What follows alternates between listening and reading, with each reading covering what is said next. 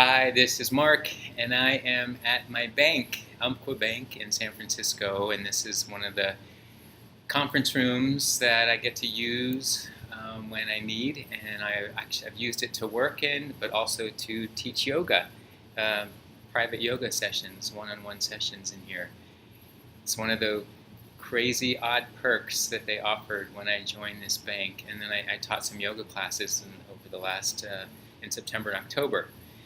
And now I'm doing my reading from the Golden Present Daily Inspirational Readings by Sri Swami Satchidananda, since I'm here, and this is for November 2nd. And the topic is, in the same way, you brush your heart also.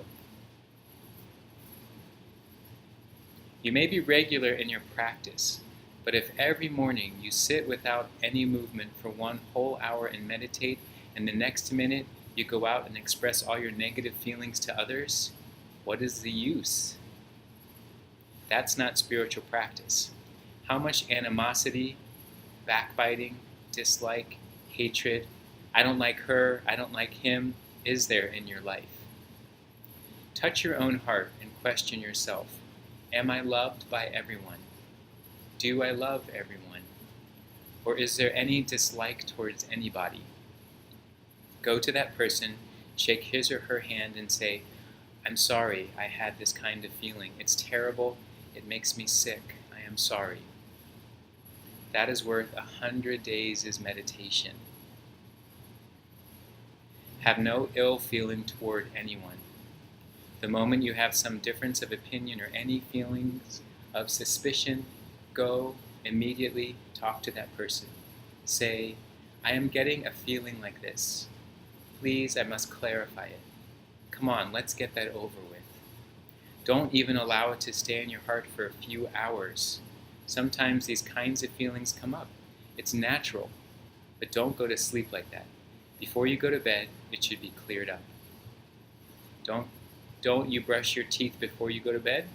You go to bed with clean teeth, is it not so? In the same way, brush your heart also. How can you brush your heart? Talk to the people concerned.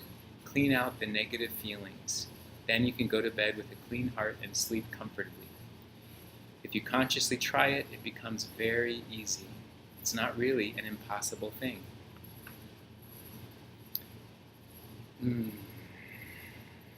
That feels very useful, and it reminds me also of in the 12 steps of 12-step recovery process, there's a step where you kind of acknowledge your day. Were there any areas in the day where I felt like there were some wrongdoings? And is there an area where I need to make amends? Sometimes it's just even to yourself, but you're just sort of reflecting before going to bed. And I like this idea of not going to bed with having some, ill will, but to try to go to bed with a sense of peace. Now he says, don't let any of that hang on for even more than a couple of hours. And I know for myself, sometimes I've had some things go on for weeks and weeks and months and years because we feel hurt, and it may tie in with some old hurt that might not even have to do with the situation or the person, but things can get tangled up and it can get a little hard to sort out.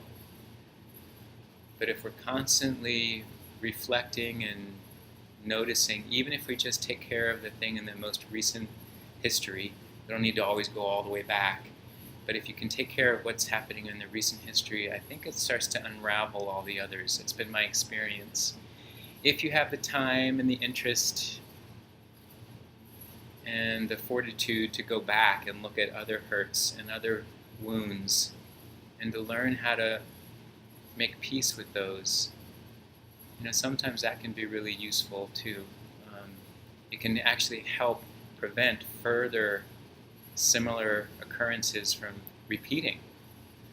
And repeating. There's a workshop that I did a couple years or so ago that was related to neurolinguistic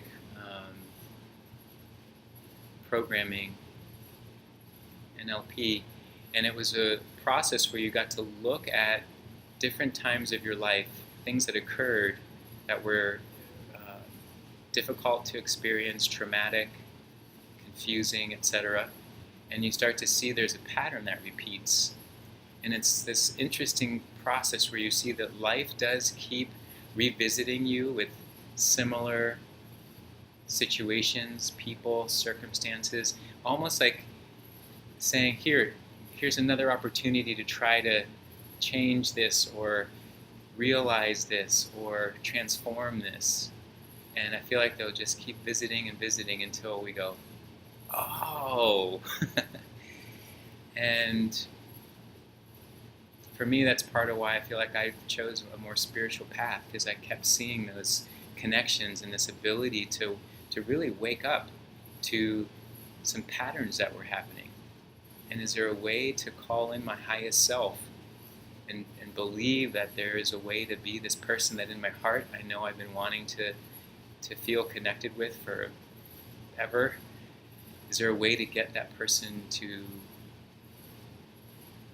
be accessible more often than not?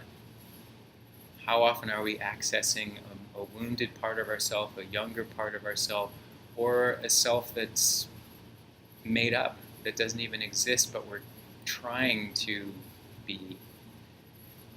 So I love this. So in the same way you should brush your heart also feels like it's not just a practice for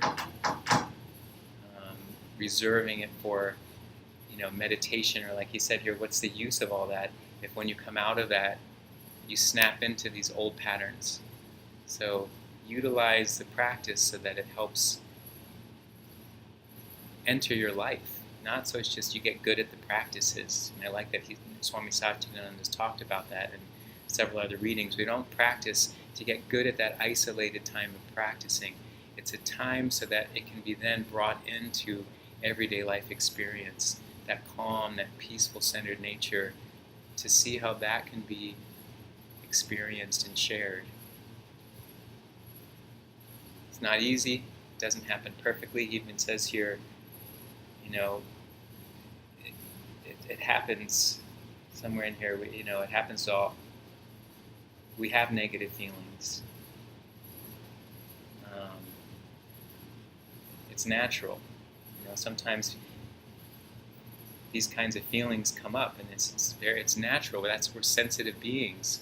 So have a practice that recognizes how to connect the dots between all of this, so that on your cushion, on your mat, in your life, with your family, with your friends, with yourself, with this planet, etc. All right. That was inspiring for me to read. I'm grateful for these teachings. All right. See you next time. Bye, Umpqua Bank.